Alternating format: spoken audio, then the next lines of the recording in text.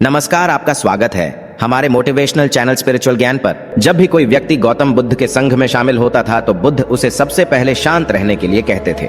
ध्यान की अवस्था में जाने से पहले उस भिक्षु को शांत रहना सिखाया जाता था। आज के दौर में हर तरफ सॉरी शोर है।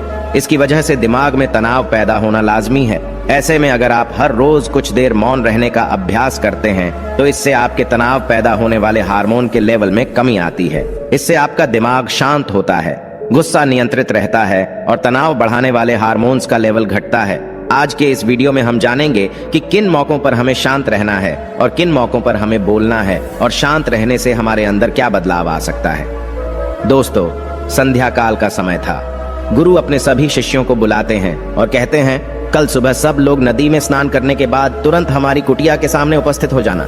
सभी इसी से हैरान रह जाते हैं कि हम लोगों ने कुछ गलती की है क्या, लेकिन गुस्से से यह कहते हैं कि हो सकता है कि गुरुजी कल सुबह कुछ अच्छी बात बताने वाले हैं। सब लोग रात को सही समय पर सो जाते हैं और सुबह उठकर सभी लोग नदी में स्नान करने के बाद वापस गुरुजी के सामने उपस्थित हो जाते हैं। गुरु कहते हैं, आज हम तुम सबको चुप रहने के फायदे के बारे में बताऊंगा। गुरु कहते हैं, 10 मौके जहां पर चुप रहने से होता है लाभ और बोलने से नुकसान। गुरु कहते हैं, अगर आप इन 10 मौकों पर शांत हो गए यानी मौन हो गए तो आप जो चाहेंगे वही मिल जाएगा। आपकी जिंदगी में चमत्कारिक बदलाव शुरू हो जाएंगे। जरूरत से ज्यादा बोलना या चुप रहना दोनों ही अच्छी बात नहीं है। जैसे जरूरत से ज्यादा बारिश हो जाना या फिर धूप दोनों ही दिक्कत देती है, उसी तरह अनावश्यक बोलने से भी काफी नुकसान होता है। गुरु कहते हैं कि पहला ऐसा मौका जहां पर व्यक्ति को चुप रहना चाहिए, बिना तथ्य के ना बोले। गुरु ने कहा, अगर आपके पास कोई तथ्य नहीं है तो वहां चुप रहने में ही भलाई है। चुप बैठने से दिमाग में नई कोशिकाओं का निर्माण होता है और इससे ज्ञान की वृद्धि होती है। बोलने में भलाई वही है जहां आपको किसी चीज के बारे में पूरा ज्ञान हो। अगर आप बिना तथ्य के कहीं बोलते हैं या फिर बेवजह बोलते हैं तो आपका वहां मजाक भी बन सकता है। अगर आपके पास पर्याप्त जानकारी नहीं है, ऐसी जगह पर बोलने से आपका मजाक तो बनी रहेगी, साथ ही साथ लोगों का भरोसा भी आपसे उठने लगेगा। इसलिए ऐसी जगह पर शांत रहो जहां तुम्हें पता ना हो कि क्या बोलना है क्या नहीं। कई बार कुछ लोग ऐसे होते हैं जो हर जगह अपनी उपस्थिति बताने लगते हैं। उन्हें पता नहीं होता है कि हमें क्या बोलना है, लेकिन फिर भी बोलते जाते हैं और फिर बाद में दूसरे लोग उनके जाने के बाद उनका मजाक उड़ाते हैं। जब तक आपको उस तथ्य के बारे में अच्छा ज्ञान नहीं है, उसके बारे में पता नहीं है, तो वहां चुप रहना ही ज्यादा समझदारी है। गुरु ने कहा, दूसरा ऐसा मौका जहां पर व्यक्ति को चुप रहना चाहिए। शब्दों से न पहुंचे ठेस। अगर आपके शब्द किसी को मानसिक ठेस पहुंचा रहे हैं तो वहां चुप हो जाना चाहिए। कमजोर व्यक्ति के बारे में कुछ भी बोलकर आप महान नहीं बन सकते हैं। महान आप किसी कमजोर का साथ देने में बनेंगे। कई बार होता है कुछ लोग अपने से छोटे व्यक्ति को भला बुरा कहते रहते हैं। सामने वाला इंसान तो कद से आपसे छोटा है, वह आपको कुछ नहीं बोलेगा, लेकिन आप उसकी नजरों में गिरते चले जाएंगे। हो सकता है कि कल वह भी आपसे पद में बड़ा हो जाए। पद में आपसे जब वह बड़ा हो जाएगा तो आज जो रवैया आपका उसके साथ है, आने वाले समय में वह भी आपके साथ वही करेगा। आप किसी को नीचा दिखाकर बड़ा नहीं बन सकते हैं। बड़ा बनना है तो अपने से छोटे लोगों का इज्जत भी करना सीखें और साथ ही साथ बड़े लोगों का भी सम्मान करना चाहिए। लोगों को लगता है कि अगर वह अकड़कर बोलेंगे और सामने वाले को नीचा गिराने की कोशिश करेंगे तो वह बड़े बन जाएंगे, तो यह उन सब की भूल है। बड़े होने की बजाय आप उनकी नजरों में गिरते चले जाएंगे। गुरु ने आगे कहा, इसलिए शिष्यों, तुम सब जब भी बोलना आदर भाव से बोलना ताकि तुम्हारी बात लोगों को अच्छी लगे। बोलने में भाई बहन, माता पिता, मित्र इत्यादि संबोधन शब्दों का इस्तेमाल जरूर करना। इससे तुम्हारी मान प्रतिष्ठा तो बढ़ेगी ही, साथ ही साथ लोगों की नजरों में तुम समझदार व्यक्ति बनते जाओगे। गुरु ने आगे कहा, तीसरा मौका जहां पर व्यक्ति को चुप रहने में ही भलाई है।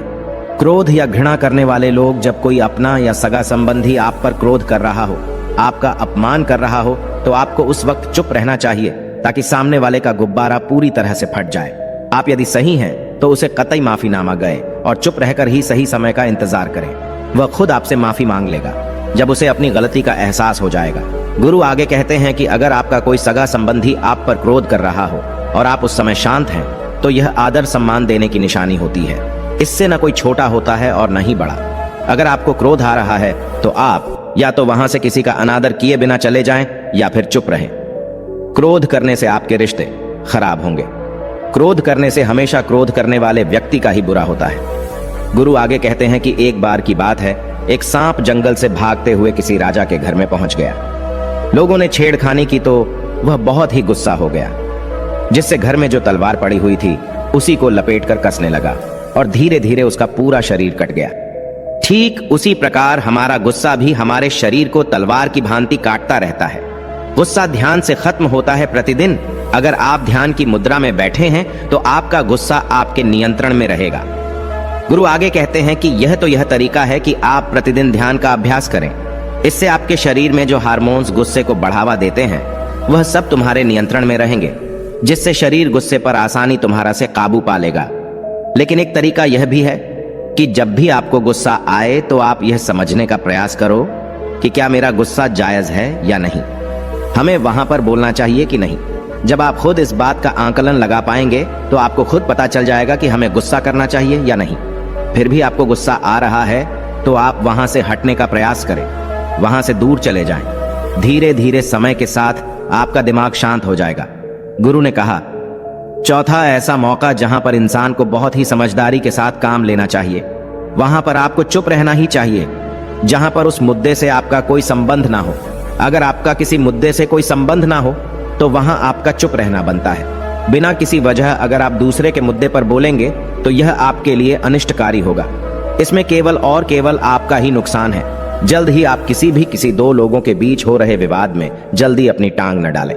अगर सामने वाला आपको बुला रहा है अपना झगड़ा शांत करवाने के लिए तो ही आप वहां पर जाएं। किसी की व्यक्तिगत जिंदगी में दखल अंदाजी नहीं देनी चाहिए जब तक कि वह व्यक्ति आपको नहीं बुलाता है। अपने झगड़े को शांत करवाने के लिए कुछ लोग फालतू में दूसरे के विवाद में कूद पड़ते हैं। इससे उनके मान सम्मान मर्यादा पर लोग उंगली उठाने लगते हैं। गुरु कहते हैं कि 10 मौकों में 5वां ऐसा मौका जहां पर व्यक्ति को बहुत ही समझदारी के साथ चुप रहना चाहिए। आपके शब्दों से किसी मित्र को हानि न पहुंचे। अगर आपके शब्द सामने वाले के परिवार या मित्रों की प्रतिष्ठा के बारे में बुरी झलक दिखा रहे हैं तो आपको चुप रहना चाहिए। किसी के परिवार या फिर मित्र के बारे में बुरा बोलने से केवल आप ही बुरे बनेंगे। जो चीज आसानी से खत्म की जा सकती है उसे अपने शब्दों से बड़ा न करें। बिना चिल्लाए बात करने का प्रयास करते रहना चाहिए। अगर आप बिना चिल्लाए कोई बात नहीं कह सकते तो आपका चुप रहने में ही भलाई है। किसी पर चिल्लाने से आपके व्यवहार के बारे में पता चलता है। ज्यादा बोलने से चीजें हमेशा खराब ही होती हैं। कई बार कुछ रिश्ते ज्यादा तेज बोलने की वजह से टूट जाते हैं। इसलिए अपनी आवाज में मीठापन लाएं। आपके शब्दों से आपके दोस्त को हानि नहीं पहुंचनी चाहिए। कभी कभी दोस्तों के जब हम मजाक हैं तो रहे कि आपके शब्दों से किसी का अनादर ना हो। मजाक को भी हमेशा शब्दों के मायने में ही रखें। जहां किसी को शब्दों से चोट लगे वहां चुप हो जाएं। ज्यादा बोलने से हमेशा नुकसान ही होता है। किसी और की प्रतिष्ठा को अपने शब्दों के माध्यम से उसे हानि नहीं पहुंचानी चाहिए। यदि आपके शब्दों से किसी और की प्रतिष्ठा को ठेस पहुंच रही है तो वहां आपको चुप हो जाना चाहिए। जब कोई व्यक्ति आपके सामने नहीं है तो आप उस व्यक्ति के बारे में बुरे शब्द किसी तीसरे व्यक्ति के सामने न बोलें।